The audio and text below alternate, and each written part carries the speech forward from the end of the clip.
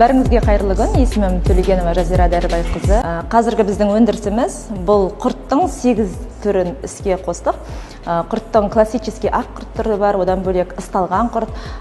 Ерекшелігіміздің бірі бұл жеміс-жидек қосылған тәтті құрт, және де қазіргі новинкамыз бұл бал қосылған тәтті бал құрт.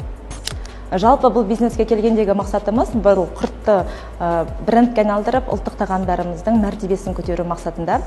Дәл сол себептен құрттан бөлек бізде қазір тары және де талқан өндірісімізде бар. Ақ құрттардан бөлек біздің ерекшелігіміздің бірі бұл ысталған құрттарды да жасаймыз.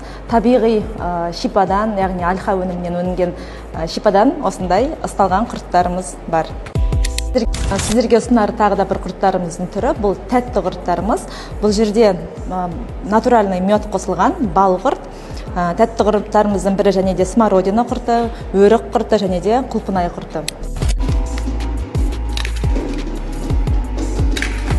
Бұл кәсіпте жалғыз мен емес, бұл кәсіп бізде отбасылық бизнес болып есептелінеді.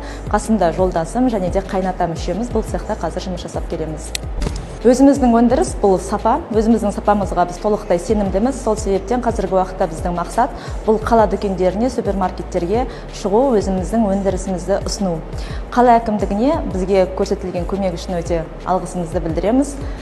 Отандық өндірісті қолдаңыздар.